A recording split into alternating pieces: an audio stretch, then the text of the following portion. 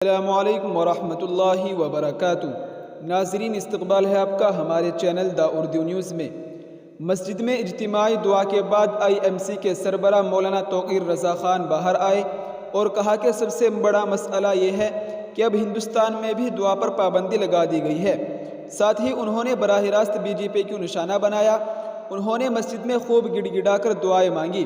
انہوں نے میڈیا سے کہا کہ عرب دیشوں کا ضمیر مر چکا ہے، ہم عرب ممالک کی مخالفت کرتے ہیں اور جلد ہی دہلی میں عرب قونصلیٹ کے باہر احتجاج کریں گے۔ جی ہاں ناظرین، آپ کو بتاتے چلے کہ انتظامیہ نے IMC کے سربراہ مولانا توقیر رضا خان کو اسلامیہ گراؤنڈ میں اجتماعی دعا کی اجازت نہیں دی، جس کے بعد انتظامیہ نے مولانا توقیر رضا کے پروگرام کا مقام تبدیل کر دیا۔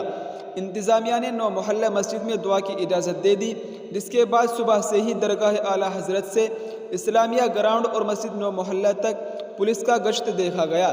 لوگوں نے پولیس کے پہرے میں نماز ادا کی۔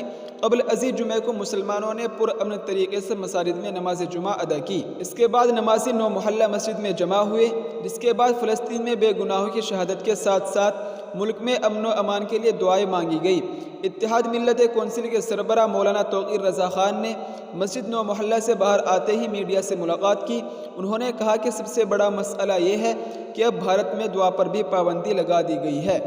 جی ہاں ناظرین، یہ اس وقت کی بہت اہم خبر تھی جس کو ہم نے آپ کے ساتھ شیئر کیا ہے۔ آپ اس خبر کے متعلق کیا رائے رکھتے ہیں؟ اپنی رائے کا اظہار کمنٹ میں ضرور کریے گا۔ السلام علیکم ورحمۃ اللہ وبرکاتہ۔